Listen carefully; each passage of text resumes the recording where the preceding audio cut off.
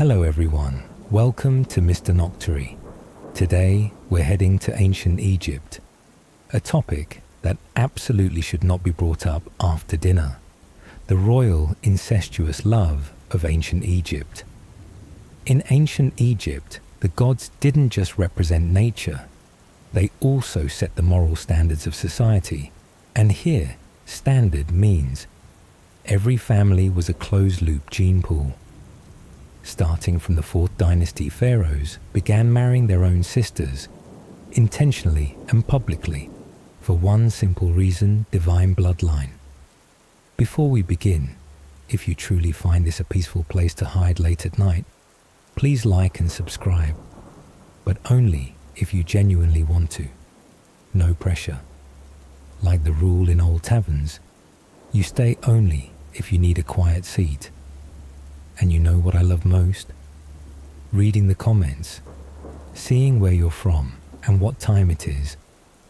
Whether it's New York or Norway, 1 a.m. or 5 a.m.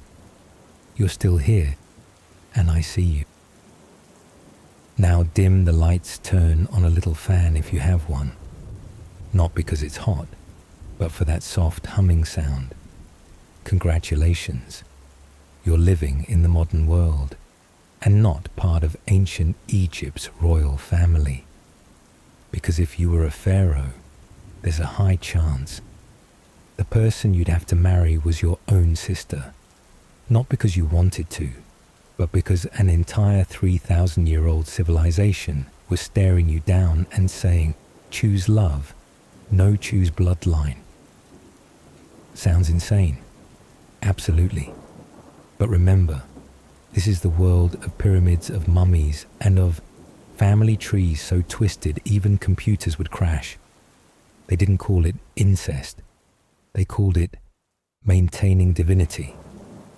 On that night when you're feeling lonely and your life seems tangled, imagine a young man in Thebes 3,000 years ago, sitting by a lotus pond, wearing a white linen skirt, holding a flute, and being informed by his father, "You shall marry the daughter of my mother because she is your sister." No one cried, no one screamed, against nature.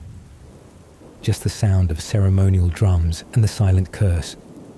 The blood of the gods must not be diluted. Somewhere in that ancient world, love didn't begin with a glance, but with a royal decree. There was no Valentine's Day, only announcements at temple altars. No, will you be my wife? Only, the prince shall wed the princess, for they were both born from the womb of Hathor. If you're awake right now, wondering why your life feels weird, please know this: you are freer than hundreds of pharaohs who once sat on the throne. You don't have to marry someone who shares both your blood and your family photo album. Tonight, I'll tell you a story about love that was politicized, distorted, and labeled divine, where feelings had no place because power filled every heartbeat. And it starts with a truth that would make Freud scream if he were alive. In ancient Egypt, loving your sister wasn't taboo. It was a national duty. Are you ready? Because after this chapter, you'll never look at your family tree the same way again. And if you're still doubting whether pharaohs really did this, let me drop a few names. Amos I married his sister, Amosa Nefertari, who was later deified as a goddess. Amenhotep I followed suit, marrying his sister to preserve the divine blood. Even Akhenaten, the infamous heretic king, married his own full sister. Her name is unclear, but in the reliefs, they stand side by side, hand in hand, like two devotees of a shared gene pool. And Tutankhamun, yes, the golden boy in the glittering tomb, married a girl identified as his sister.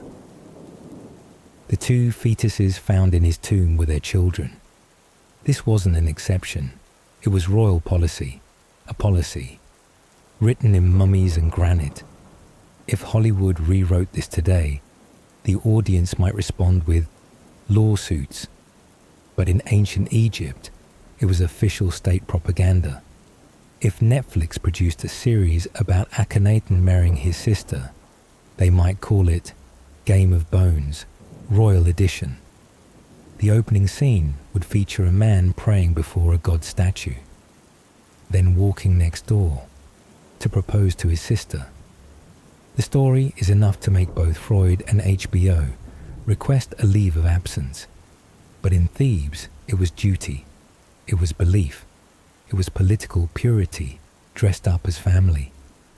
Compared to that, whatever modern family drama you've witnessed sounds like a sitcom episode with no seasoning. You know what? Before any pharaoh ever ascended the throne, before there were pyramids, coronation rituals, or sister marrying carved into stone walls, everything had already been divinized straight from the Egyptian heavens. And the story begins, like every great tragedy, with a family so tangled it's hard to believe. A pair of twins, Osiris and Isis, another pair, Seth and Nephthys, all of them siblings, and yes, they married each other, not because there was no one else, but because only godly blood was worthy of gods. Pharaohs didn't make this up later. They just copied it exactly from the gods.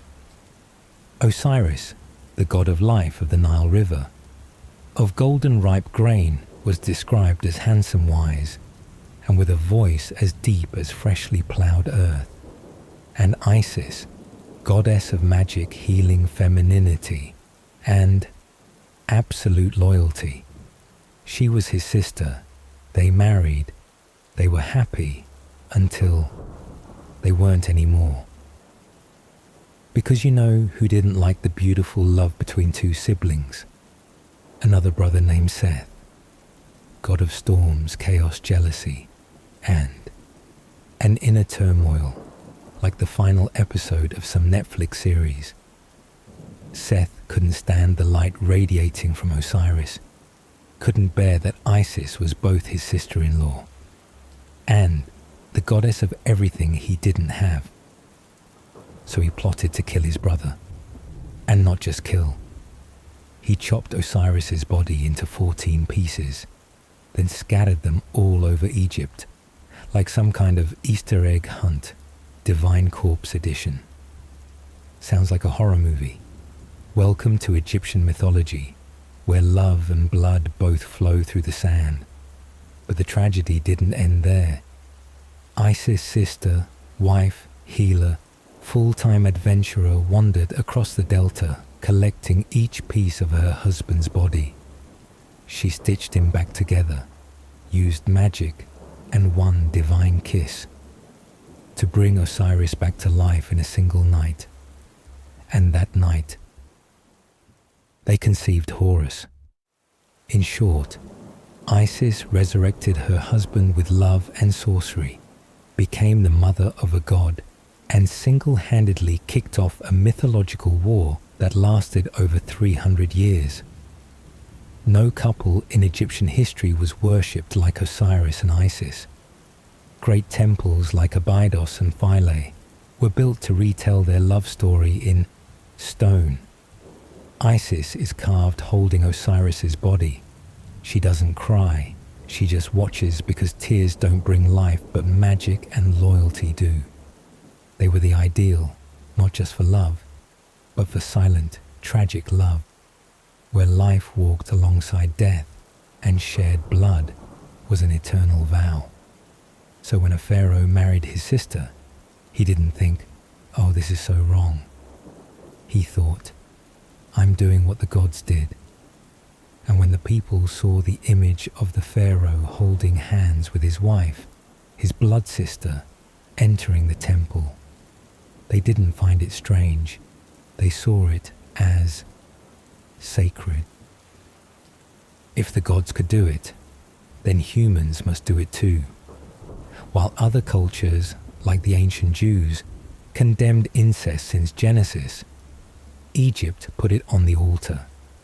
The difference wasn't just moral, but intentional. To the Egyptians, bloodline meant power. To others, bloodline meant a burden. One side divinized family, the other divinized separation. It was a logic no one dared to disobey, a mold for 3 millennia of royal marriages, the reason sister became the divine standard. Osiris and Isis didn't just begin a religion, they founded a societal structure so tight it could barely breathe, where every royal marriage was a ritual reenactment of the heavens. No emotion, no choice, only roles and blood. Even the way pharaohs were mummified later took inspiration from Osiris. The dead were seen as becoming Osiris. Each soul was a chopped-up being, waiting to be reassembled by love and prayer. You still think royal incest is strange? Maybe. But tonight, as you curl up under your night lamp, remember this. There was once a goddess who loved so deeply. She gathered her husband's body piece by piece. And when the world tells you not to love someone, ask yourself, is love more important than lineage? To the ancient Egyptians, the answer was, no, love is the consequence. Lineage is destiny. So if you've ever loved someone and been told not to think of Isis, who didn't just love past taboo, but loved past death, sometimes the only love you get to keep is in fragments, but if you believe long enough, it might come back to life. Imagine this. You're a pharaoh. You just married your sister, not because you wanted to, but because the priesthood said God Osiris approves.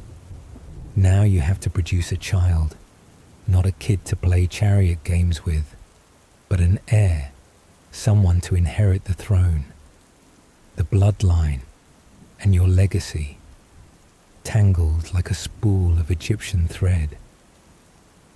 There's just one thing you didn't anticipate. Your children are also your grandchildren, and sometimes your direct niece or nephew from both sides. Welcome to the paradox of ancient Egyptian genealogy, where the family tree doesn't look like a tree, but more like a repeating circle, with a few branches falling back onto their own roots. Take an example. Amenhotep III, he married to his daughter, Sitamun. Then he called her Great Wife of the Pharaoh. At that time, Sitamun's mother also held the same title. Just imagine their dinner table. Dear Great Lady, mother or daughter. And things got even weirder when the heir wasn't always the firstborn, but rather the one most appropriate in ritual and bloodline. And sometimes that judgment came from a group of people with no divine blood at all, the priests of Amun. You think the pharaoh made the decisions? During the New Kingdom, there were times the throne was passed on, not through the royal bedroom, but through the staff of the high priest. In the time of Ramesses XI, the high priest of Amun, Herihor, practically ruled all of southern Egypt. Without wearing a crown, he wasn't born of Osiris, but he had the treasury, the soldiers and the gods up his sleeve. So yes, in some dynasties, you didn't need Osiris's blood. You just needed a bald priest to pat your shoulder and say, the gods have chosen. You thought the throne went to the firstborn son. No. In ancient Egypt, matrilineality had more influence on succession than you think. If your mother was sister of the pharaoh, you had more claim than a child born from a foreign concubine. So there were cases where the throne passed through the gut root of women, not because women ruled, but because divine blood flowed through the womb. And because of that, you had royal successions, like plots out of palace dramas.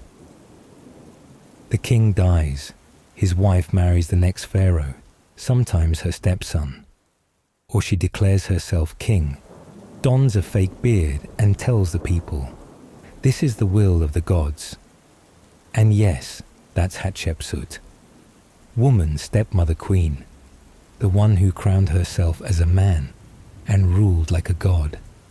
Because when everyone is someone's brother, sister, stepmother, or daughter-in-law, pinpointing exact lineage is nearly impossible. Think about it. How do you determine if your child is pure divine when the entire royal family shares the same genes? The result? The throne became a battle of perception about who was seen as the descendant of Osiris, not who actually was. Meanwhile, other civilizations took a completely different route.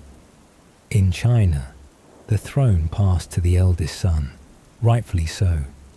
In Rome, the emperor could adopt a successor, like Augustus. In ancient Israel, inheritance flowed through promises and blessings, which means others tried to separate blood from power. But Egypt, they mixed blood with the throne, stirred it like some soul soup, and made the entire nation drink, about who was seen as the descendant of Osiris, not who actually was. Still, pharaohs tried to maintain a bloodline so pure that it genetically malfunctioned. Today's scientists analyze the DNA of mummies from the Thutmose line, the Akhenaten dynasty, even Tutankhamun, and they find levels of inbreeding so high that the children could be both child, grandchild, and genetic equal, all at once, from Osiris and Isis to Akhenaten and Nefertiti, from Amenhotep to Cleopatra. They all aim to create a dynasty pure as divine blood.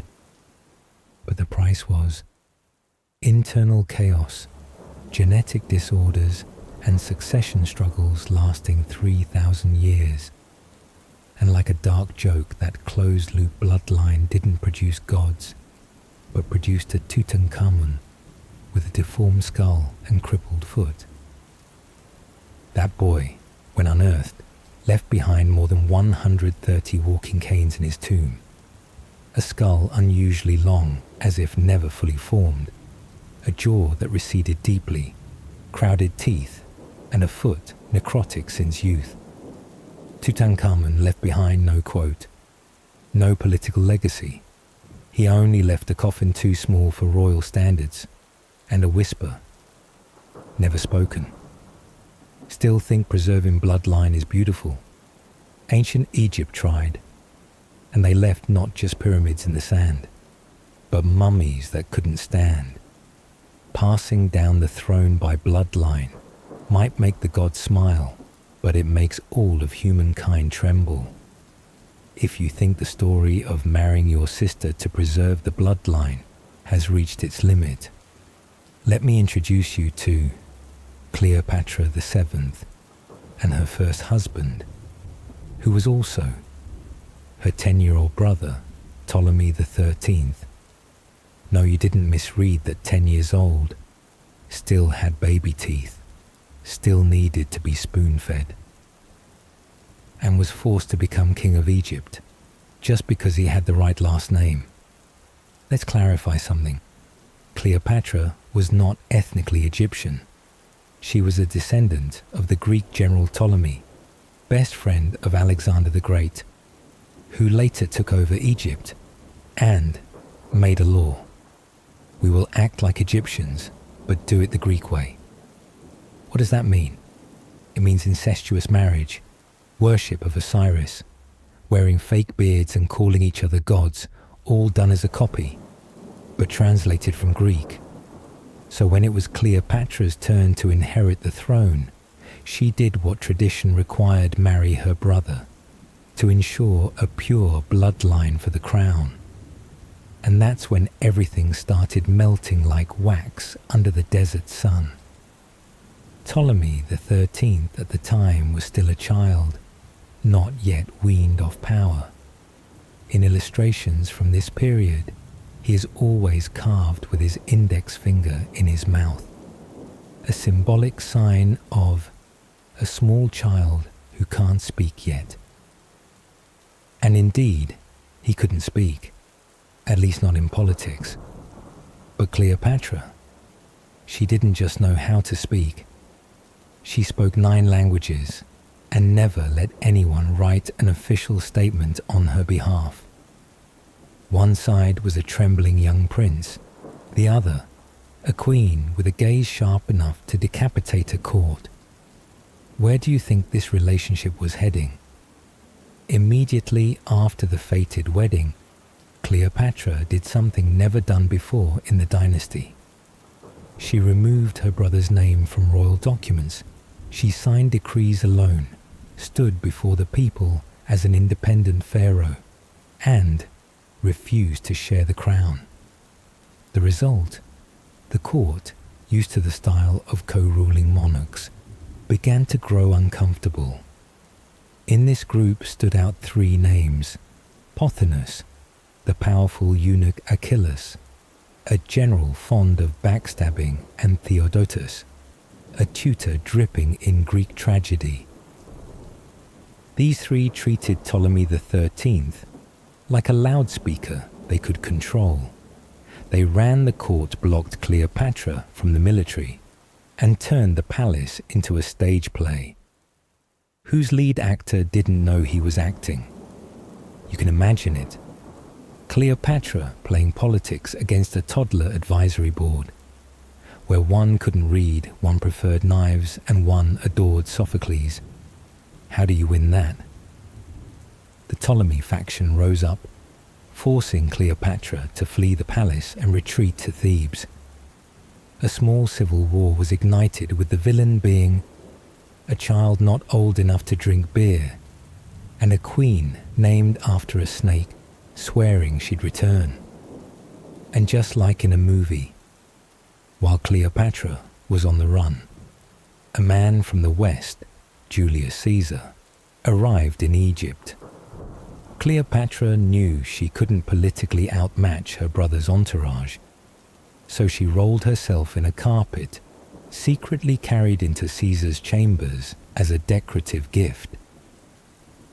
Picture it, in the quiet of Alexandria's night, a giant rug being carried in like a late birthday present for a Roman general. But inside there was no vase or candy. There was a sweaty Cleopatra holding her breath, hoping that when the carpet unrolled, she wouldn't find a drunk guard. They say no one wraps themselves in a rug unless they believe they're a queen worth saving. And Caesar, though he had conquered Gaul and crossed the Rubicon, never expected a plot twist made of Egyptian linen. This is real, recorded by Plutarch. From that moment, history turned. Cleopatra, with eyes that were both inviting and blade sharp, convinced Caesar to help her reclaim the throne. And Ptolemy the 13th, he was invited to leave, and, as history says, drowned while trying to escape across the Nile. No one knows if it was an accident suicide or a subtle assist. You'd think after that first brother Cleopatra would change direction. No. Her next husband was Ptolemy the 14th, the second younger brother.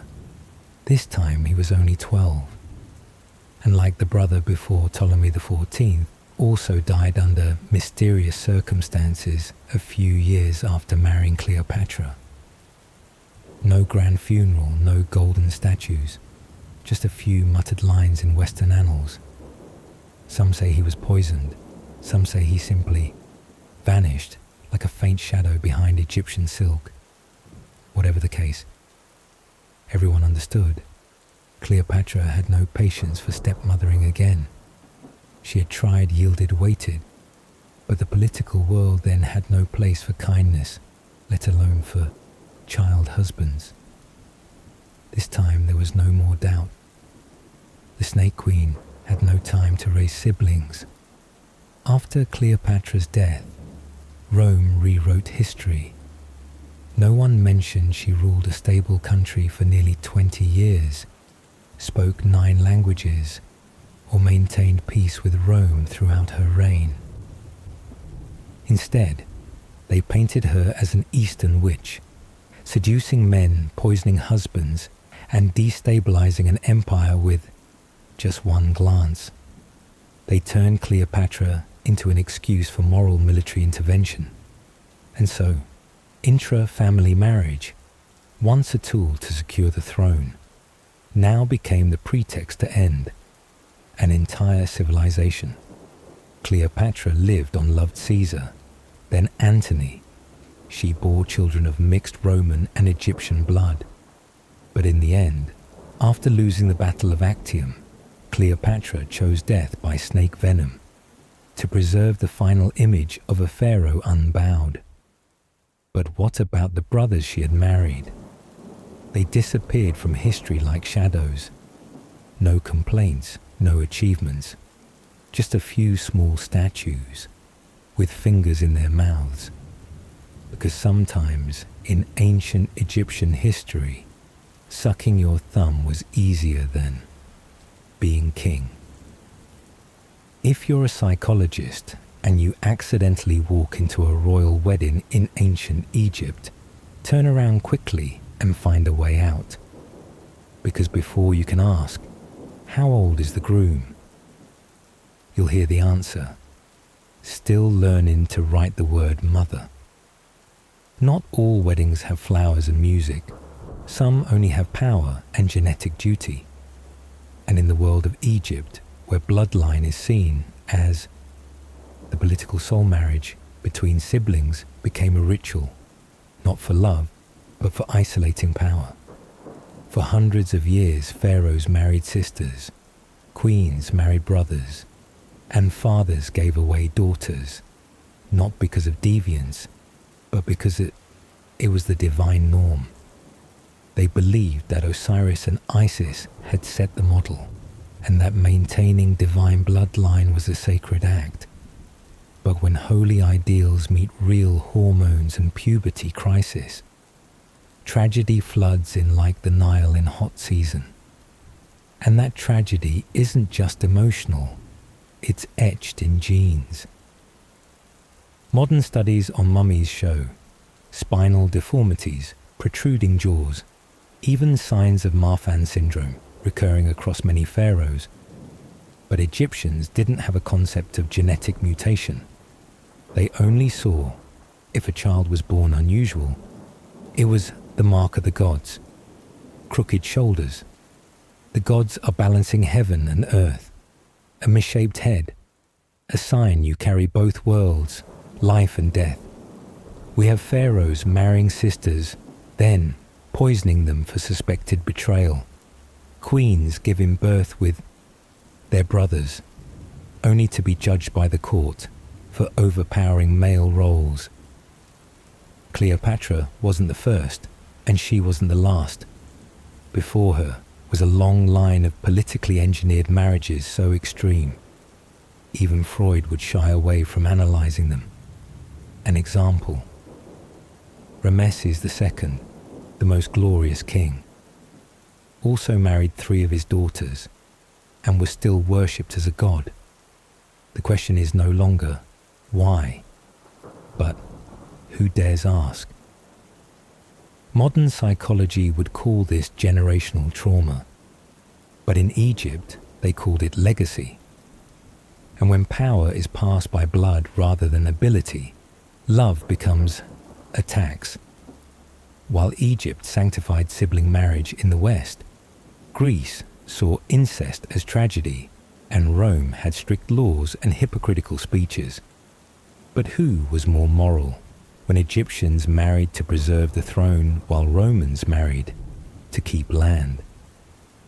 Not all civilizations chose love as a reason.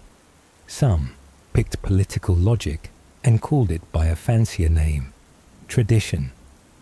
Who could a princess love? The answer was no one, except someone of the same blood. No choices, no private dreams. Only a mother's gaze, coldly saying, "You must marry for the throne." And a father's stare, claiming to be a god, but trembling when his daughter came of age. Many princesses never kept diaries, because if they did, they'd have to admit their first love was a political order. And the pain had to be smiled through at the temple as if it were part of some holy rite. Imagine growing up in a palace and every day hearing, "The only one worthy of you is someone who shares your father's blood, not the artist by the river, not the soldier on guard, just your brother or your father." You weren't allowed to say no. You were only taught how to smile before the altar of Osiris and walk into the wedding like a ritual of silent sacrifice. No flutes, no flower showers from the balconies, only chanted words carved into stone and a golden necklace too heavy for a 16-year-old neck. No one says congratulations, no one sings, just an old priest standing between two people of shared blood, reciting vows so long they stretch across 3 generations. And that's why these weddings have no blessing from psychology. Because behind each grand ceremony, there's a young girl curled up on a stone bed between prayers and clinking metal, not from gifts, but from invisible chains. No one asked if she wanted it. No one asked if she was afraid. Only the adult's eyes, full of pride, as if they just completed a perfect sacrificial ritual for the throne. If there was a blessing, it was left somewhere on the granite steps, where a princess married her brother by candlelight, and not a soul asked, "Are you okay?" If you want to know the true legacy of royal incest in Egypt, you don't need a genetics textbook. You only need to look at Tutankhamun. He was a king, a mummy, a symbol. But before all of that, he was just a child forced to carry divine blood so much, even his own body didn't know what it was doing on earth. Tutankhamun was the son of Akhenaten, the heretic king who married his own sister. We don't know the mother's name. No one dared write it. No one dared remember. She's only mentioned vaguely on a stone piece. The second consort of pure blood, without sharing the throne, but chosen to bear a god. And that god, from birth, could not walk straight. The boy had necrosis, a twisted left leg clubfoot, and may have needed crutches for life, just like the 130 canes found in his tomb. Not symbolic of power, but to help balance a king who couldn't walk to his own throne. The boy also had no left rib cage, a protruding upper jaw, a flat skull, and likely suffered malaria in his final years, as his mummy holds traces of Plasmodium falciparum, the most hated parasite in the Nile region. Can you picture that? A king, just a teenager, forced to marry his sister, forced to play the role of divine blessing giver, while still struggling to put on a wig straight and learn how not to fall over. Tutankhamun was never the golden boy of Egypt. Unlike Seti I, with his mysterious hall leading to a shrine, or Rameses II, buried in a tomb so large priests got lost during ceremonies. Tutankhamun's tomb was so small, priests had to dodge each other while spinning 3 times. A king, buried like history was apologizing for birthing him. He was the physical result of a chain of genetic errors, not by his choice, but by the obsession with bloodlines, an obsession that ate through both throne and spine. And then he died suddenly at just 18 or 19, without leaving anything of his own, No signature, no divine statue, just a small, rushed, cramped tomb, as if the entire cosmos wanted to bury the consequence. Many archaeologists still debate, did he die from bone infection, or fall from a horse, or get poisoned? But maybe the real question isn't, how did he die? It's, did he ever truly live? Because someone born in the shackles of genetics made into a tool for throne succession, denied love choice, and even a name, lost in sand for 3,000 years, can we call that a life? Tutankhamun was the first forgotten king, and the last to be remembered, not for achievements, but because his mummy had all its teeth, because his death was so silent it sparked curiosity, and because in an age of invasions, excavations, and soul tourism, the death of a deformed child became the reason behind millions of museum tickets. How do you feel? Tutankhamun was unearthed, worshipped by generations digitally scanned. But what about the other mummies, also bearing the curse of bloodlines never named, never given their own tomb? And maybe the real tragedy lies in those who were never found. The legacy of incest isn't just a taboo in moral books. It is a spine that won't straighten, a face no sculptor dares carve, a king who fell before learning how to walk. And worst of all, no one apologized. No God spoke up. No one ever asked, what did we force a child to carry? If you're hoping for an ancient Egyptian love story like in the movies, with desert soft music and deep gazes between two lovers, sorry, this is not a love story. This is an HR contract between two branches of the same bloodline. In ancient Egyptian royalty, love had no permission, no time for flowers to bloom, no accidentally bumping into each other while she drops a water jar, only directives from the priest council and rulings from the genealogy tablets. The girl you marry might be your sister, might be your aunt, or even both, as long as her blood and your blood come from the line of Horus. Marriages were arranged before puberty. No need for feelings, no need to understand each other, no need to know if she liked flowers or if you were afraid of cats. All that mattered was her name carved on the correct line of the stone stele. A royal Egyptian love story, if written as poetry, would probably have only 2 lines. We share the same blood and the same duty, which cannot be refused. Some pharaohs married 2 sisters at once, just to ensure no bloodline lost their inheritance. Some princesses were wed at the age of 7, just to preserve a fragile link to a former king. Some queens married their own fathers, because the title Great Royal Wife wasn't given to anyone with thinner blood. And there was the case of the daughter of Thutmose III, who was never given the title of principal wife, despite being of direct blood, just because her mother had once been a servant. In that world, blood had to be both pure and divinely sanctioned.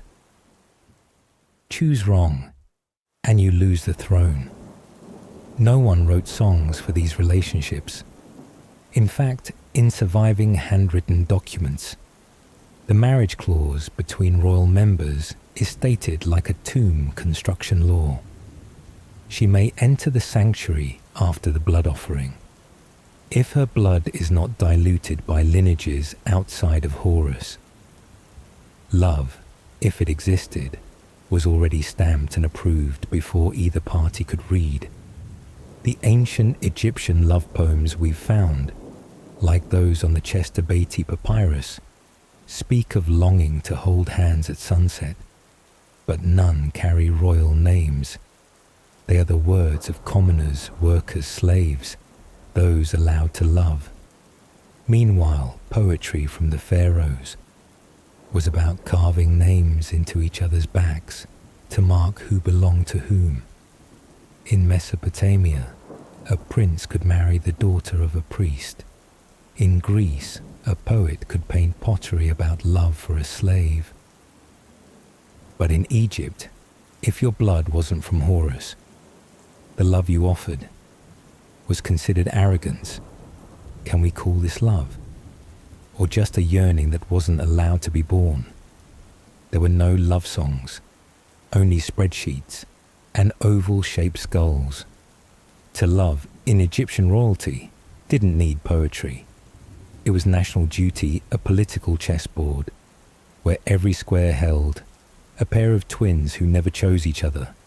And if someone accidentally loved outside the bloodline, no one knows, because history didn't write it or erased it on purpose. A princess sighing secretly while looking at a guard, a prince wanting to touch the hand of the slave painting murals, a whisper never engraved, only carried away by the wind. All of that probably happened, but no one sang it again. No one cried for them, because those who loved outside the system were traitors in the bloodstream. The question is, do you still call that love? Or just two names carved side by side on a slab of stone no one reads anymore?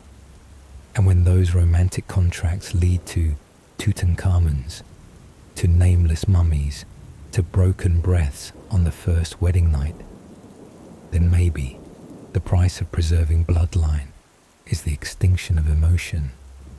You don't know her name because it was never carved in stone. No statue, no tombstone, nothing but a pair of deformed pelvic bones discovered near Thebes.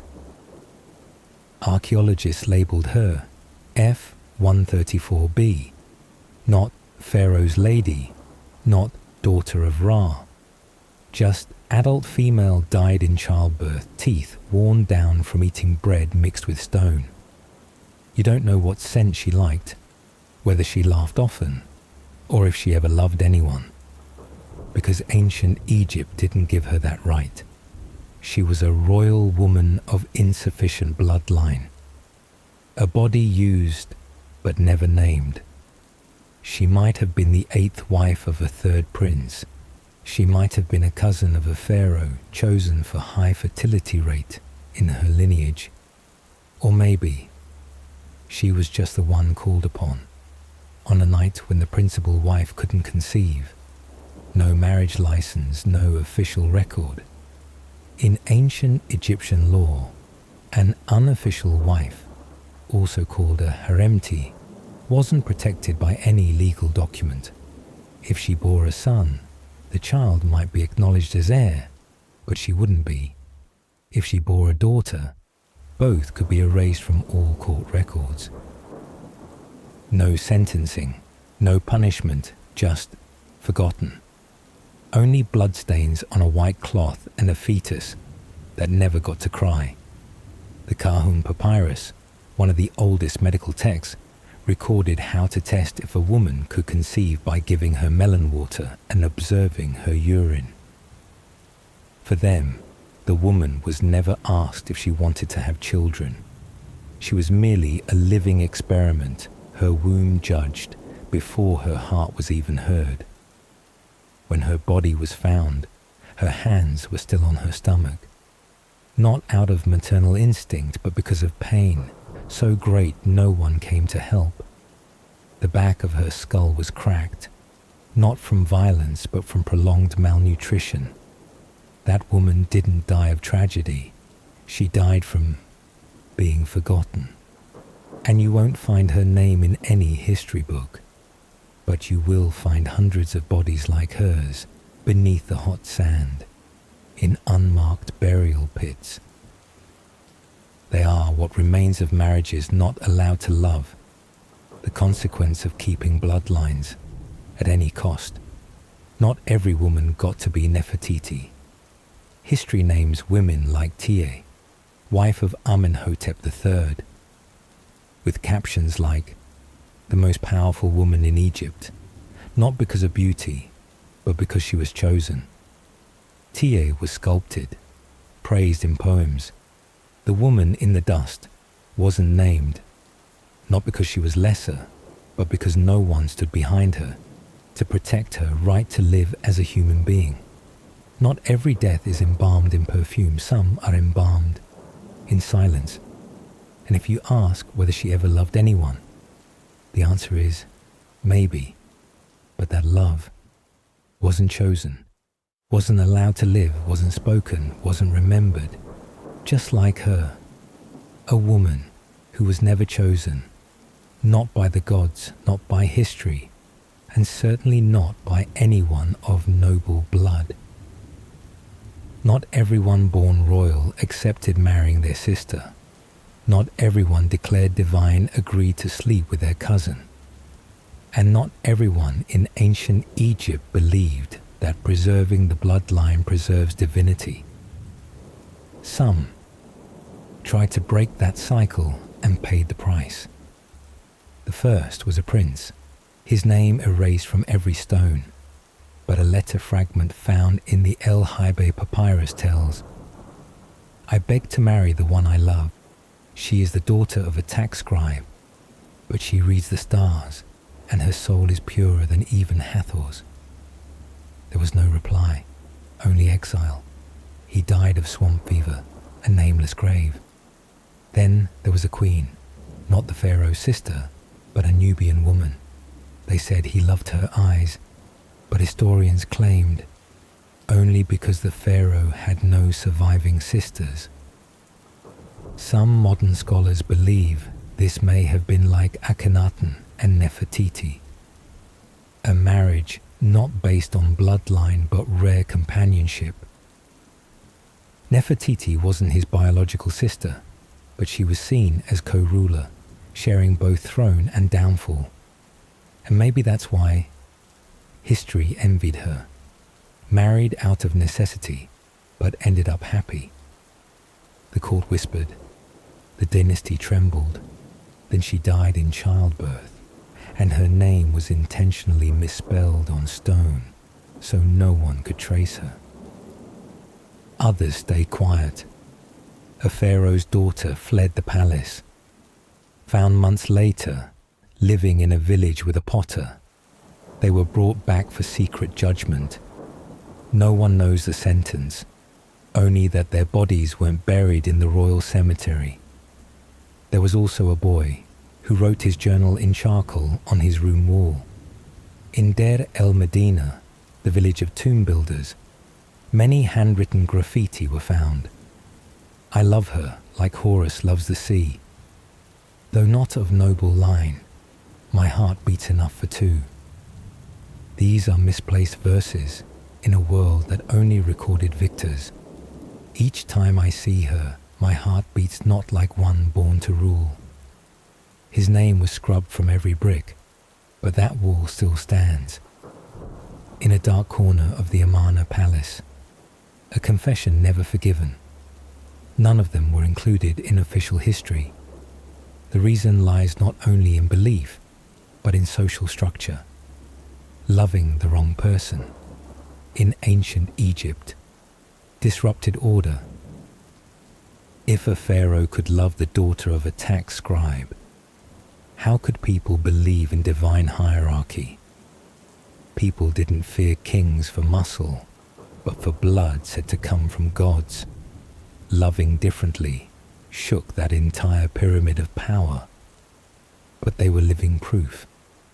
Someone once wanted to live like a human, not like a divine offering. They failed, and that is the most beautiful tragedy, because they failed. So we are allowed to ask questions. Is loving someone outside your bloodline truly blasphemy? Or is it just a way humans try to escape the chains? There is no record of how an Egyptian princess reacted when promised in marriage to her brother. In Babylon, another ancient civilization. The Code of Hammurabi allowed a wife to divorce if mistreated or if no children were born. In Egypt, you could be a princess, but if you were the pharaoh's sister, you were a designated fate, and gods don't get sued for forcing others to marry them. There is no inscription describing the face of a 13-year-old queen on her wedding night. No document ever asked, what if she didn't want to? Hundreds of ancient legal texts speak of property inheritance, animal sacrifice, and even how to preserve a mummy from rotting. But not a single line asks, if the woman does not agree, is the marriage still sacred? Because that question was never allowed to exist. In mythology, when Isis resurrected her husband Osiris, she became pregnant when his body wasn't fully revived. No one asked, did Osiris consent? Nor did anyone ask the opposite. When Set forced himself on the goddess Anat, in lost versions of the myth, in reality, concubines were recorded by symbols with no names, no ages, only functions. Some texts describe them as the one who holds fragrance in the room, or the one who bathes the god. No one asked if they chose that job. There was one woman, Princess Amenirtis I. She was once appointed as High Priestess of Amun. She never married, never bore children, and was never forced to marry anyone in court. Some say she chose a spiritual life. Others say it was her way of rejecting an arranged marriage, but instead of rebelling, she became a sacred virgin, a saint, so no one dared to ask again. A mural in the tomb of Meresank III depicts a group of women standing still, heads bowed, hands folded before their bellies, eyes not looking forward. At their feet is the caption, "They are waiting to be called." No one asked what they were thinking, and when a queen was replaced, there was no farewell, no explanation, just a new inscription. The new one has borne a son. The old one became a blank space. In a world where a woman's identity was tied to fertility and bloodline, the word no was never taught to be pronounced. Or if it was carved into soft stone easy to erase. Even Hatshepsut, the most powerful woman in Egyptian history, wasn't allowed to just be a queen. She only ruled by declaring herself the son of Amun.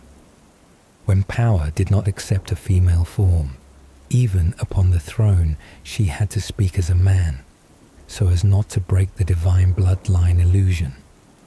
Maybe some girls did say no, but their voices weren't loud enough, or history was written by those who didn't want to hear them. So the question, what if she said no, still has no answer. If Sigmund Freud could travel back in time and step into ancient Memphis, the spiritual capital of Egypt, he might quit smoking immediately, not out of regret, but because he would realize, oh, so all modern psychological issues were already carved in limestone. Freud actually once wrote a book called Moses and Monotheism, in which he argued Moses was Egyptian and that Judaism was the product of a repressed collective memory. If he knew that in Memphis people could marry their sisters and even build temples to celebrate it, he might have stopped writing the second book altogether. Here, Oedipus isn't a tragedy. Loving your mother, marrying your sister, killing your father, all fall under the official category. Not condemned, not treated just. Beautifully recorded and approved by the gods. Picture Freud standing in the temple of Ptah, bathed in orange-red sunlight, reflecting off a pillar carved with a pharaoh marrying his sister. And he just sighs, "This one, I won't analyze." In ancient Egypt, family was the universe, and the order of the universe, called Ma'at, was not just a belief, but an invisible social contract. It dictated whom to marry, whom to worship, what to eat, even how to sit quietly after being abandoned by your husband. Bitterly put, Ma'at was the collective therapy system, where everyone normalized the abnormal together, and to keep the bloodline pure was to keep the cosmos intact. Marrying your sister wasn't out of desire. It was to create a being pure enough to rule a kingdom.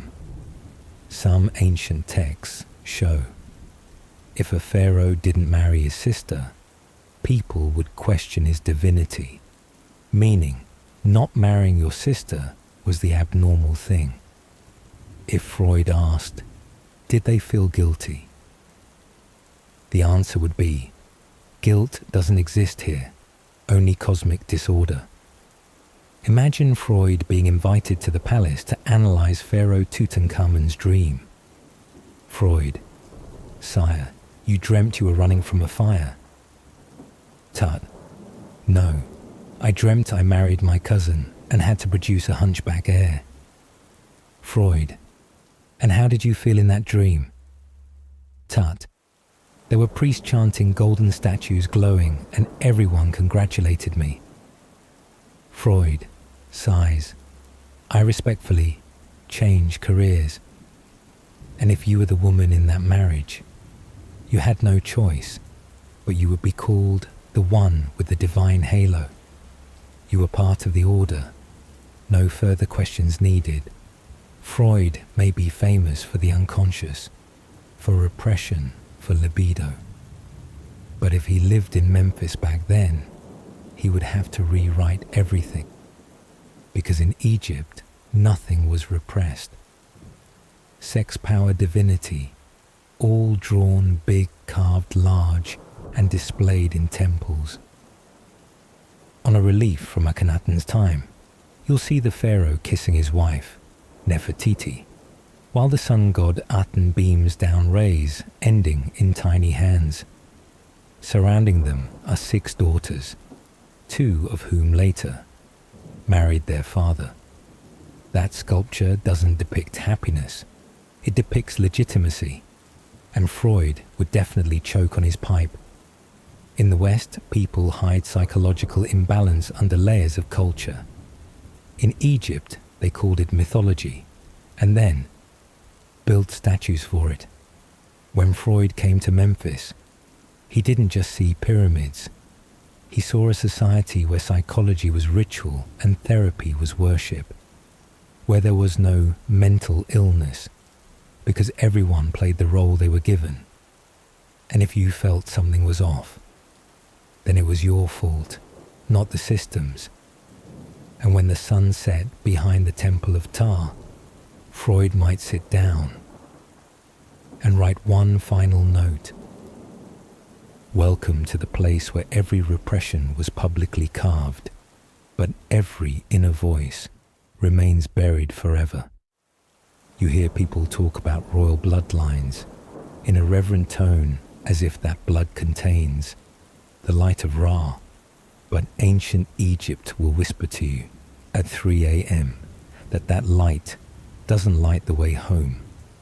In Egypt, the pharaoh wasn't just a king. He was the living embodiment of the god Horus, the son of Isis and Osiris, the speaking eye of the sun, the one who stands between this world and the next. And to keep that sacred link unbroken, divine genes had to be protected like a relic, like you'd guard a hard drive full of national secrets.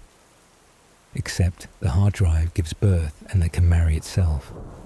From Thutmose to Akhenaten, from Tutankhamun to Cleopatra. The history of Egypt is a looping family tree, like it was drawn by a child who loved connecting dots. Forgetting those dots were real people. Somewhere once love was poetry. But in the palace, it became a science of breeding. You didn't marry for love. You married to keep the light of Horus chilling in the family's gene fridge. On a stele from the time of Ptolemy VI, it reads, "Love is a choice of the heart, but succession is a matter of blood." And that blood was not allowed to be diluted by commoners. And that's where the tragedy begins, because bloodlines held too tightly start to consume themselves. You preserve your ancestors' eyes, but the legs can no longer stand. You carry Osiris's commanding voice, but the body bends like a curse from Seth. In Akhenaten's dynasty, many scholars believe his children, born from incestuous unions, suffered various deformities. Some children disappeared from royal records without explanation. Some were carved into art, but never named. Even Aten, with its dozens of sunbeams ending in hands, never reached the backs of those children. Tutankhamun is the vivid example. He was born of a sister and a brother. He didn't talk much. He had to use a cane to walk. He had 2 children, both stillborn, and buried with him, like a divine apology, written by the gods of genetics. You call him a great pharaoh, but most of his life was spent sitting in the dark, in pain and silence. Greatness is not strength. Greatness is when you are asked to represent the divine, while your hands shake from a disease no one dares name. Legendary genes sometimes are just inherited wounds, and no one bothers to stitch them. There are mummies you don't need to open to know. They died alone, and there are steles carved in great detail. But no one etched the name of the child's mother, because that mother might be a sister, or the daughter of a sister-in-law, or someone Ra never called by name. In the darkness of a tomb deep beneath the Valley of the Kings, a small inscription reads, "One born from the purity of light." But his bones, said the doctor, shattered like glass. Freud might call it psychological trauma. Centuries later, they'll find Tutankhamun's DNA and say, he had a rare genetic disorder. But in ancient temples, he was just a symbol of rebirth. No one wrote about his fevers or how his headdress didn't fit, because his spine was misaligned. We now know that's the price of calling oneself the child of God. So now you know that beneath gold masks and sacred names were real people with bones that cracked and dreams that no one dared write down. Thank you for listening. If you're still awake, let me know where you want to wander next. Mesopotamia, Sparta, a banquet with Julius Caesar, or maybe just the silent thoughts of a forgotten queen. Wherever it is, we'll meet there quietly. Good night, and don't forget, even in history, the ones no one remembers sometimes have the loudest stories.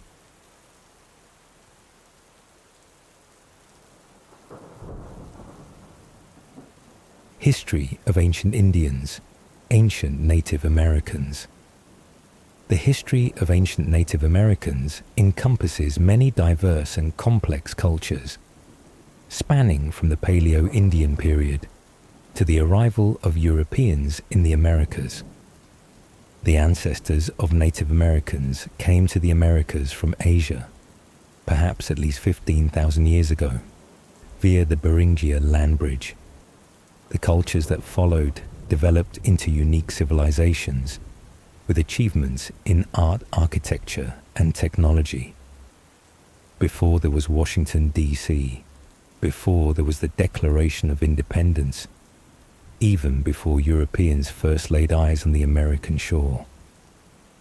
This land belonged to another world, a world with no national flags, no muskets, but with singing mountains, storytelling rivers, and people living in harmony with the wind as a part of Mother Earth. History called them Native Americans. Textbooks once called them savages. Hollywood called them feathered forest warriors. But first and foremost, they were people. People with civilizations that shone bright without needing marble. Architecture tucked into cliffs without cement. Social systems run on trust and sacred oaths, not on whips. And artists who created beauty from fish bones, seashells, volcanic ash, and wildflowers. Yet, in most general history books, they only appear in the first chapter, as a blurry backdrop, quickly replaced by 3 words: Christopher Columbus arrived. No one told you about Cahokia, a city more populous than London. No one mentioned that the Iroquois had a parliamentary system that influenced the US Constitution. No one talked about Hopi women planting corn in the desert, like planting hope into stone. They didn't disappear. It's just history didn't stand on their side when the story was rewritten. This is not a sad story. It's an invitation. Step beyond the dusty curtain of time. Touch the first footsteps on North American soil and listen to another version, one that the wind and rocks have been telling for thousands of years, but few have heard. No legend begins in glory. They all begin in cold and the will to survive. Around 15,000 years ago, during the Ice Age, the first ancestors of the Americas did not step onto this continent with titles or steel weapons. They came with bare feet, spines harder than stone, and hearts that believed in the sky. They crossed Beringia, a vast stretch of land connecting Siberia to Alaska. Not a lonely ice bridge, but a frozen prairie brimming with life, where icy lakes glistened like mirrors. Massive herds of deer ran through snow, and the winds spoke the language of hunters. That space wasn't dead. It lived its own way. Dry grass trembling beneath frost, owls hooting to signal the herd's path, and the hoofprints of deer still warm in the snow from hours earlier. The Clovis people knew how to read every little sign, like people reading poetry with closed eyes. They didn't walk alone. They walked with fire, with stone spears, with children, and the memory of those lost behind them. They had no writing, but they had ancestral memory, and every step was an oath to keep living. The mammoth was the ancient unicorn, as tall as a bus fir, as thick as rugs, tusks curling like crescent moons. The Clovis people had only stone-tipped spears and pit traps, but they had time, strategy, and respect for the prey. They stalked for hours. One strike to the tendon could bring the beast down. One fallen mammoth, the whole group could eat for a month. But if the wind shifted, or one careless breath, the crushed would have no grave. They didn't just hunt. They apologized to the creature with ritual, a tuft of fur tied to a stake. A whispered prayer like the wind. Thank you for letting us live another night. Don't think the prehistoric age was a time of crude rocks. Every Clovis spearhead was the result of memory, hands, and aesthetics. The stone was flaked on both sides, thin and sharp enough to slice hide with a feather-light touch. No blueprints, no measuring tools, just the feeling in the hands, as if they remembered the shape of the stone before it was born. One wrong strike, all effort to dust, but one right hit, a chapter of history written in stone. Every shard left today is a time signature. They didn't carve to decorate. They carved to speak with the earth with the wind and with those not yet born. Petroglyphs, rock carvings, appear across ancient caves. People, animals, spirals, birth symbols, circles connected like an ancient heartbeat. They played bone flutes to lull babies. They etched mammoths onto animal bones. They prayed with breath. No gods of war, only ancestors. And a whisper, keep your footsteps as light as snow. The stars above, to them, were not guides, but names to be remembered. No permanent homes, no villages. But every valley, every warm cave was a shelter enough to cradle hope. Children didn't grow up in classrooms. They grew up on the journey. Every night by the fire was a lesson. How to read clouds, how to listen to wind, how to know who is afraid, who is dying, who needs silence. They didn't live just to survive. They lived to hold each other. And sometimes that was the strongest shelter against the ice. We were here before everything. If you think America only began when pilgrims set foot on the East Coast, then look west of the Mississippi, where there once stood a city more populous than 11th century London. Its name was Cahokia. No clock towers, no stone castles. Just man-made hills as tall as flat pyramids lying silently among forests and prairies. But beneath those mounds was a radiant civilization. Around the year 1050, Cahokia was the largest urban center in North America. With more than 15,000 permanent residents, its layout was divided into ceremonial, residential, artisan, and religious zones, with a central temple atop a mound called Monk's Mound, nearly 30 meters high. This wasn't a village. It was a city with political, economic, spiritual, and architectural systems. The ancients didn't build with stone. They built with earth. But don't take that lightly. Over 120 mounds were manually constructed layer by layer. Some as tombs, some as foundations for sacred temples, some as observatories. Each mound was a whisper to the sky. No cement, only human hands, baskets of soil, and a determination that didn't need shouting to bend the landscape. No citadels, no dungeons, no professional army. Yet Cahokia functioned. It's believed the city operated under a theocratic communal model, where authority was built on rituals, oaths, and timely harvests. Women held rights to land. Children learned to read the stars, to plant, and to listen to stories under the moonlight. Cahokia even had a wood henge, a circle of wooden posts used to predict solstices, seasons, and eclipses. No telescopes needed, just timber memory and patience with the sky. The people of Cahokia lived among the earth, but their eyes always looked upward.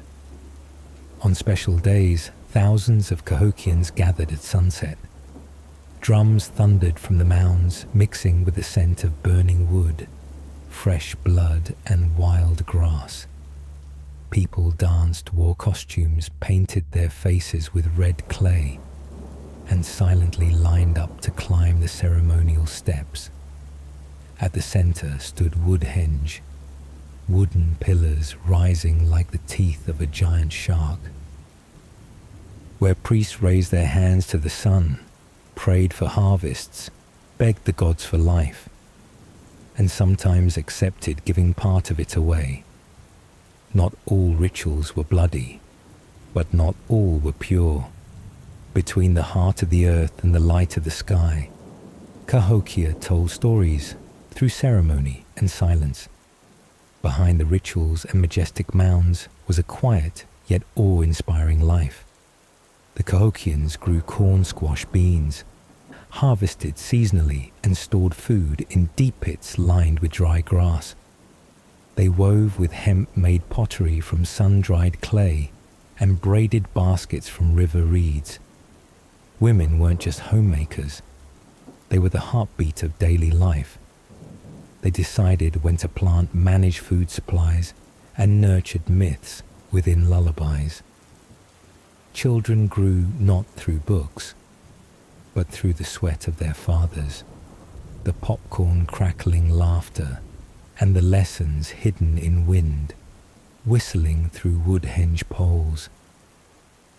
Between festivals and stargazing, ordinary days were the core, where people touched the earth, and the earth taught them how to live. The Cahokians had no steel, no iron, but they had technique. They knew how to fire earth to make bricks, used ash and sand to reinforce mound foundations, and mixed clay with grass fibers for durable house walls. They crafted copper with primitive smelting methods. No forges, only charcoal, open air, and patience. Copper masks, hairpins, and earrings were found, beautiful enough that no one believes they came from a civilization without heavy metal tools. Inside Cahokia's workshops were hands stained red with earth, the scent of smouldering grass, and the clicking of dozens of artisans, teaching through observation and memory. Cahokians didn't paint on cave walls like prehistoric people, but they told stories through soil wood and gazes. From the excavated mounds, archaeologists found clay human figurines, palm-sized, wooden masks painted red with clay, and necklaces made from seashells brought from as far as Florida. As if beauty was a message meant to be carried across the land. They didn't sign their names, but everyone knew these were works from a unique aesthetic. No elaborate decoration, just forms that evoked feeling. Closed eyes, pursed lips, hands over hearts. It wasn't art to display. It was art to feel, to remember, and to hold what couldn't be said. Every clay statue was a whisper, not to people, but to God's ancestors and unborn children. Located near the confluence of the Missouri and Mississippi rivers, Cahokia was a massive trade hub. From ocean shells, mountain obsidian, to northern copper, everything flowed here. And then they vanished. No one is certain why Cahokia declined. Floods, famine, internal unrest. Only the mounds remain, a few tools and mysteries resting quietly in the earth like a long sleep. And the question, if this was North America's greatest native civilization, why has no one told you about it? Not pyramids, not stone bell towers, not gilded temples. The ancestral Puebloans, also known as the Anasazi, built an entire world within the cliffs. Imagine standing before a red sandstone cliff in the Four Corners region, where Colorado, Utah, Arizona, and New Mexico meet. Between jagged rock ledges and harsh shadows, you see windows. It's not an illusion, that's a home. The ancient Pueblo didn't build on the ground. They carved into the rock, cleverly placing bricks, constructing multi-story dwellings within mountain caves, enduring the dry climate and burning sun. 5-story apartments, wooden ladders, rooms connected by tunnels, wall-embedded food storage, all built from stone mud mixed with grass and calloused hands.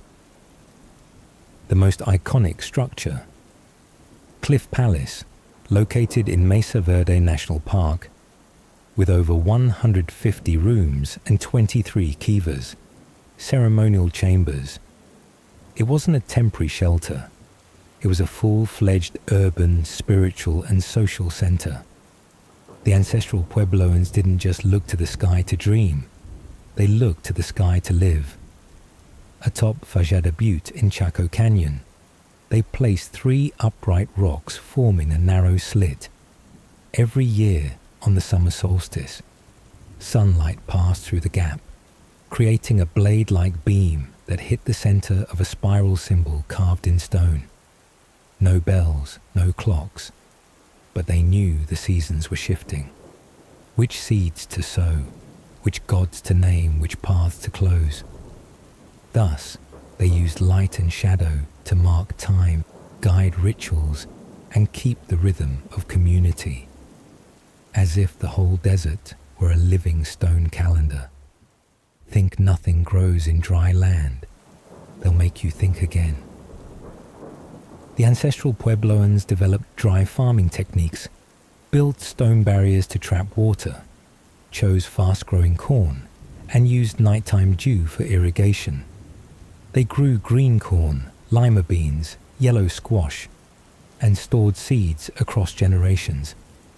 Each seed was a survival map, not written in words but in roots.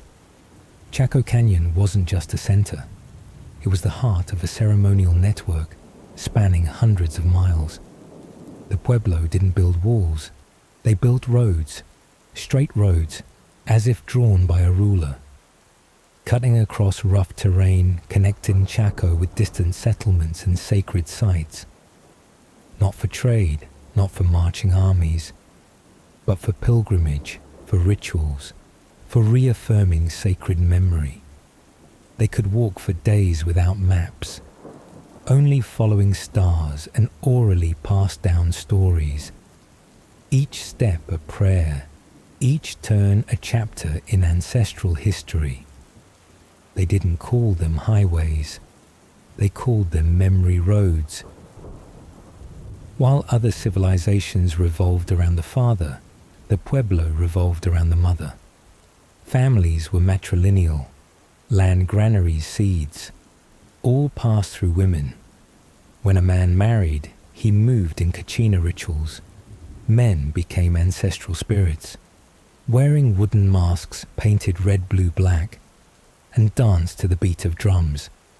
Each movement wasn't a performance. It was communication with the unseen world. Children were taught that Kachina brought rain, kept oaths, and knew things left unsaid. When you sleep, they keep watch. When you stray, they silently observe. When you remember, they return in the wind. The Kachina festival wasn't just a ceremony. It was ancestral memory relived through present bodies in the circle of the sun. Black and white pottery, deeply carved red ceramics, bowls, jars, masks, all bore unique geometric patterns. No flowers. They painted wind turtles, mazes, spirals. Symbols of life, death, rebirth, and the path home. A bowl could hold a meal, or a bloodline. In the 13th century, many large settlements were abandoned, perhaps due to drought, resource conflict, forced migration, or prolonged climate shifts. But the Pueblo didn't disappear.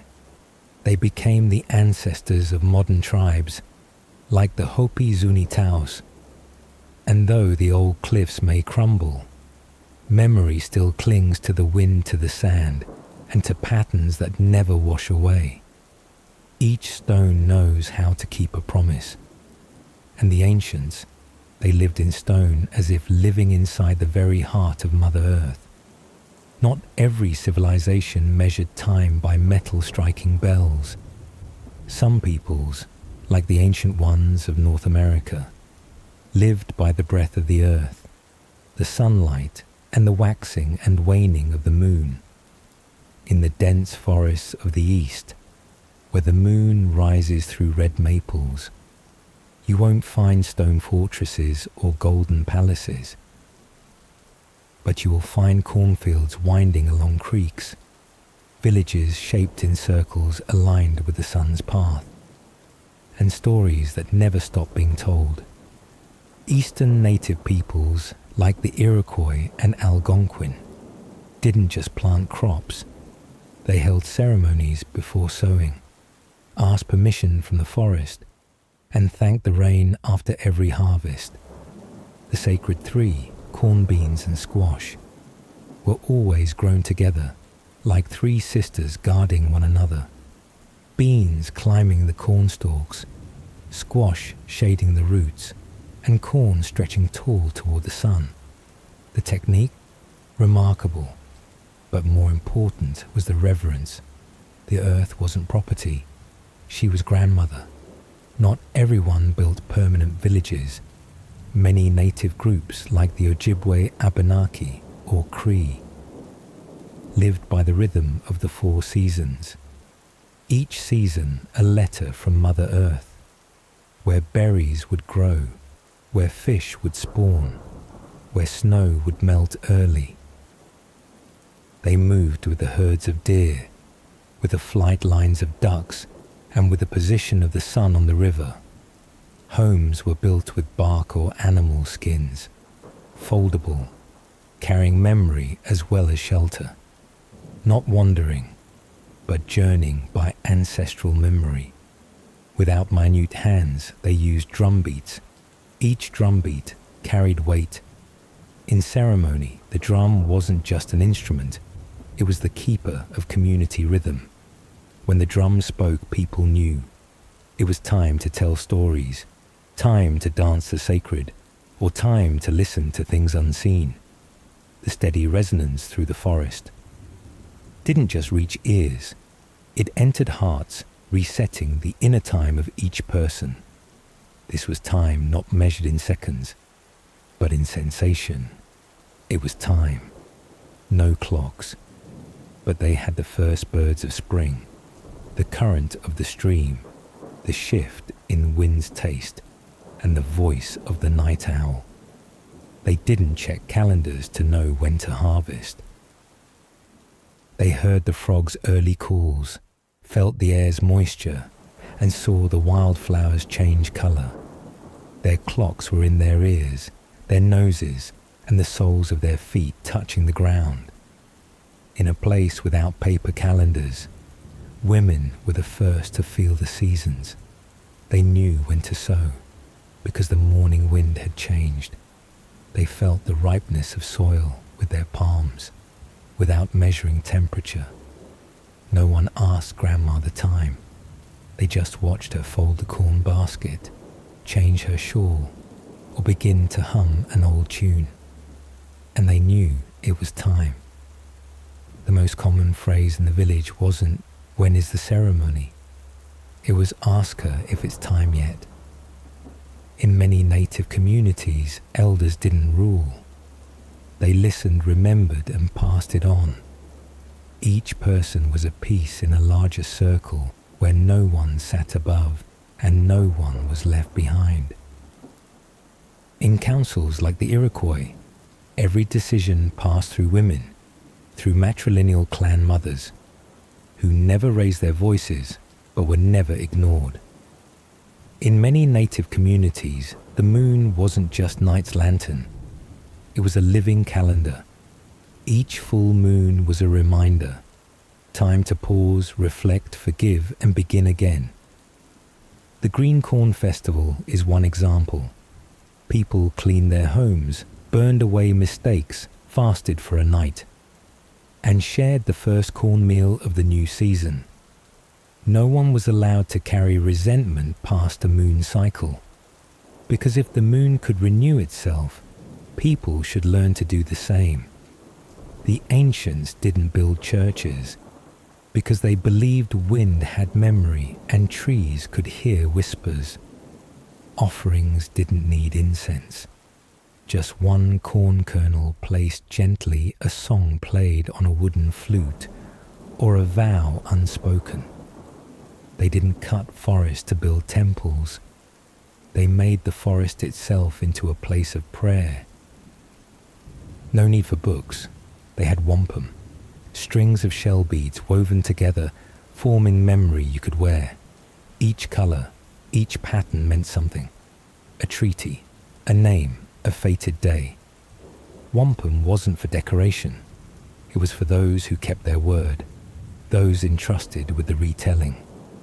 When an elder wore wampum around their neck, they didn't read a script.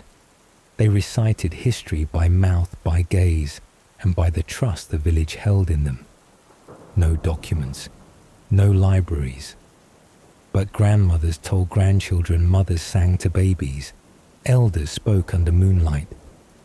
Each legend wasn't just entertainment, it was the operating system of the community. You didn't learn law, you learned story. You didn't learn history, you listened to dreams. You didn't need to write your name. Just live in a way that one day someone might tell your story. The ancients had no galleries, no price tags, no artists known by their real names. But they left beauty on Potts Cliff walls, and even in places no one expected. Their art wasn't meant for exhibition, but for communication, for remembrance, for reverence, and to be seen. Before ink, they had red clay, limestone, burned charcoal, and volcanic ash. From the earth they ground color powders, red from ochre clay, white from seashells, black from charcoal green from copper stone. Each color wasn't just pigment, but local memory. The region a color came from gave its soul to the story painted with it. No one painted on a whim, because every color chosen was an invitation for Mother Earth to enter the image. Native pottery wasn't just for cooking, but for storytelling. A spiral line could mean the turning of seasons. A triangle pattern might be a sacred mountain, or the footsteps of ancestors. Potters didn't paint for fun, but out of duty to memory. Each brushstroke connected to a season, a ceremony, or a dream someone told the night before. In some places like Mesa Verde or Chaco Canyon, a house wasn't just a shelter, but the shape of belief. The round homes called kiva were built deep into the ground, symbolizing where ancestors rose from darkness. Roofs were held by sacred wooden beams, stones smoothed by hand, layers of earth lined to face the sun. No engineers, but there were storytellers. Those who remembered the order of stones and children taught to place the first one with a whisper, not construction, but a prayer made of bricks. On the cliffs of the southwestern desert, handprints in red, brown, black were silent declarations, I was here. Some walls show figures wearing masks, arms reaching toward the sun. Others show running deer curling lightning or strange footprints. They weren't illustrations, but symbols of the connection between humans, the world, and the unseen. Drums, flutes, and the clicking of dried beans in bamboo tubes. This was music with no school, but everyone understood it. A flute made from bird bone echoed like wind in a canyon. Drums with stretched hide on wooden frames weren't just for rhythm. They called spirits, memories, and balance back. In some places, music didn't play for fun. It played to open doors between worlds. When a child was named, when someone passed away, when a season shifted, the music wasn't cheerful, but deep steady, like the earth breathing. From Hopi to Inuit masks were carved by hand, from wood bone or bird feathers, not to scare, but to bring ancestor spirits back to the right place, to the right person. The one wearing the mask wasn't themselves anymore. They became the voice of ancient blood. No one joked while carving masks, because every groove was an invitation. And if you didn't show respect, the visitor might not leave. Not just for beauty. Native jewelry was a greeting without words. A necklace of deep-sea shells given to a tribal elder. Obsidian beads on the forehead, showing someone who passed a coming-of-age rite. A fishbone bracelet was how a forest dweller showed what tribe they belonged to, what lake they came from, and what spirit animal they honored. When meeting a stranger, no one asked, "Who are you?" They looked at the wrist beads, the feather patterns on the shoulder. Each piece of jewelry was a little map, leading back to a homeland through feeling. A seed basket with intricate patterns. A hunting shirt, decorated with feathers and stones. A bow carved with the name of a rare bird. Everything was beautiful, even if it was just made to survive. Because to native peoples, beauty wasn't separate from life. You didn't need to hang it on a wall. You wore it, carried it, or ate from it every day. No authors, only makers, users, and rememberers. Every repeated motif wasn't for lack of ideas, but because rituals needed correctness. You didn't need to paint differently to impress. You needed to paint the same, so the old god would still recognize themselves. Ancient art was never finished. It kept living, in the hands of the next person, in the evening meal, in lullabies under the moon. There was no gunshot, no soldiers storming the shores, but death had already arrived, and it came from the direction of the white sails. As the Atlantic wind pushed unfamiliar ships closer to land, before Europeans even stepped onto the continent, they had already sent a weapon no one could see. Smallpox, measles, influenza, and dozens of diseases indigenous people had never heard of, had no antibodies for, had no way to prepare. Plagues always accompany trade and war. But the problem was, native people weren't allowed to negotiate. They were forced to trade furs for alcohol, land for bronze mirrors, and sometimes their lives for something they didn't understand. A Spanish man coughed into his sleeve. An old blanket was tossed aside. Some records show that in certain places British soldiers deliberately gave smallpox-infected blankets to native people as a form of biological warfare. At Fort Pitt, now Pittsburgh, in the year 1763, not all deaths were accidents. Some were calculated, written down, and signed off. And so, a village vanished within weeks. Many lands, by the time Europeans truly arrived, had no one left to greet or resist them.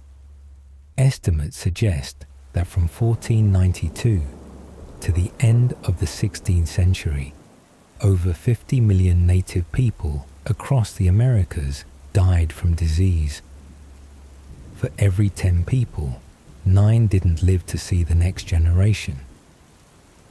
Not war, not weapons, but a quiet death that slipped into breath meals and sleep. It wasn't just lives being erased, it was memory, because the storytellers, the potters, the tradition keepers, they fell too. You didn't just lose your mother, you lost the recipe for the soup she used to make. Not just your grandfather, but the name of the mountain he once called sacred. Hundreds of languages disappeared without a single record. Festivals ended, not because they were banned, but because no one remembered how to begin them. The Spanish, Portuguese, British, French, they rewrote the story, but they didn't write about the villages that died before they arrived. They only saw empty land and called it wilderness. Cahokia once had a larger population than medieval London. Tenochtitlan, now Mexico City, had canals, floating markets, and advanced city planning before Cortés burned it to the ground. Calling them savages was a way to erase organized civilized existence, simply because they didn't write in Latin script. No one told them there had been drums, flutes, ceremonies, and laughter, because the ones who knew how to tell it were gone. They didn't speak loudly anymore, because to speak loudly was to be overheard. They hid ceremonies in herbal gatherings. They beat smaller drums and taught children to sing through their noses. But they still remembered, and they still survived. Not every civilization falls by the sword. Native people did not disappear. They are still here in communities like the Navajo, Haudenosaunee, Cherokee, Hopi. They still tell stories, still teach their children, still vote, protect ancestral lands, and wear embroidered wedding skirts. Death did not end them. It only made them whisper and still live. Some civilizations collapse in silence from a breath-carrying disease and an indifference that never apologizes. History is never truly buried. It's whispered, rewoven, and revived through the smallest things. After centuries of plague, destruction, and occupation, indigenous people didn't disappear. They transformed. In Canada and the US, many indigenous communities have opened self-governed language schools where children learn the languages of their ancestors, along with songs, dances, and legends never written in textbooks. There are no final exams, only the instruction. You must remember, because one day it'll be your turn to tell the story. In many communities, ancient words once banned or forgotten are now being taught again, through classrooms, songs, and YouTube. An elderly Mohawk woman teaches her grandchild to say bread in the old tongue. A group of Dakota students raps in the language of their ancestors. Every revived word is an old blood vessel reconnected. In the past, drums were confiscated, campfires were banned, shamans were called heretics. But today, they gather on sacred land. They redraw the sacred circles.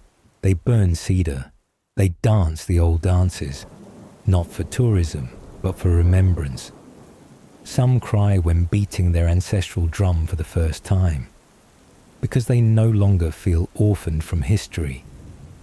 Under the NAGPRA Act passed in the year 1990, US museums and universities are required to return human remains, sacred objects, and stolen artifacts to native tribes. Every return bracelet, pot or bone, in the hands of the living becomes a late funeral and the beginning of healing. Many indigenous artifacts are still stored in European and American museums, tagged with numbers but no names. But now communities are beginning to reclaim them, not for display, but for continuation. They embroider old patterns again, carve ancestral masks again, and for the first time in centuries, indigenous hands are touching themselves once more. Many indigenous artifacts are still stored in European and American museums, tagged with numbers but no names. But now communities are beginning to reclaim them, not for display but for continuation. They embroider old patterns again, carve ancestral masks again. And for the first time in centuries, indigenous hands are touching themselves once more. Indigenous people in the northeastern US are replanting the ancient Three Sisters corn beans and squash. They plant according to the moon cycle, not the government calendar. They don't use machines, but call for rain with prayer and singing in the fields. They don't farm to sell, but to tell a survival story through sprouting seeds. Today's indigenous communities are reclaiming their rights. The right to farm by the moon's rhythm. The right to worship ancestors without censorship. And the right to say, we don't want to share this story with the press. Because memory isn't something to prove.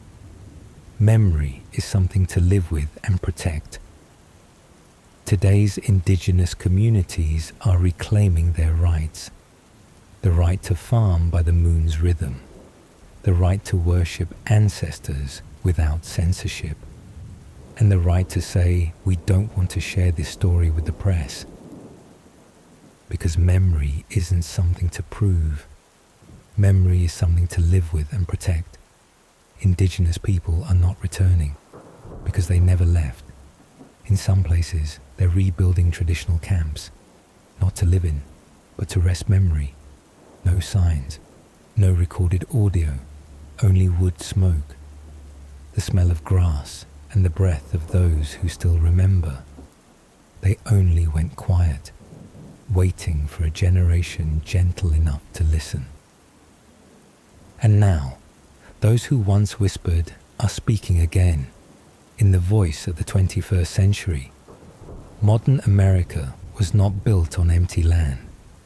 It rose from ground that once held drumbeats, lullabies, and promises never written down. Before there were maps, indigenous people traveled through forests without needing directions. Before there were laws, they understood consensus and respected silence.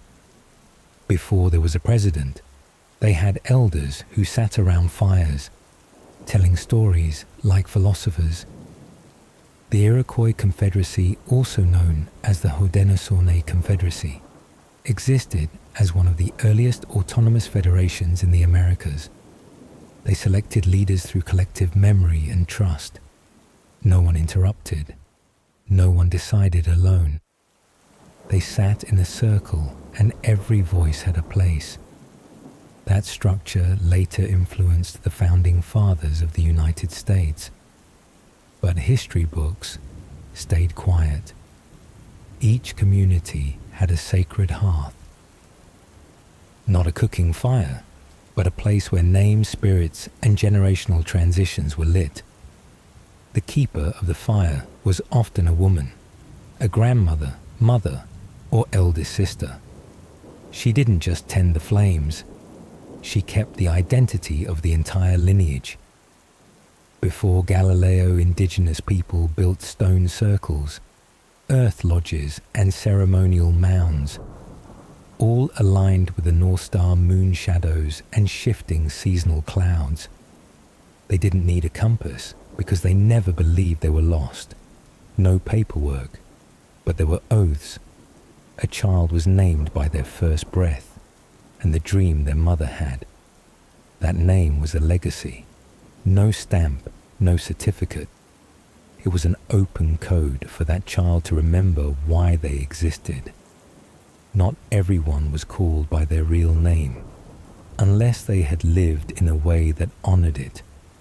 In many communities, like the Navajo or Lakota, oral tradition functioned as a national archive without ink. Stories, songs, and names were memorized and passed down, like a people carving their name into time, not with stone, but with memory. Each location was tied to a song. To reach a stream, you didn't ask for directions. You sang the melody that led there. The elders remembered, the songs tied to the land's veins, and the youth learned by following drum beats and birdsong. No one got lost if they still remembered how to sing. In many cultures, like the Tlingit or Anishinaabe, a song was not just music, it was a map, a memory, a prayer. When they sang, they didn't just name a place. They called it spirit, asking permission to pass. It was a sacred connection paper maps could never replicate. Before there was a country to pledge allegiance to, they had land to belong to, not through ID cards, but through the belief that they stood on the bones of their ancestors. Not everyone knows how to listen, but indigenous people lived by hearing what wasn't said. Before there was America, there were those who could drum into the forest and hear the call to return.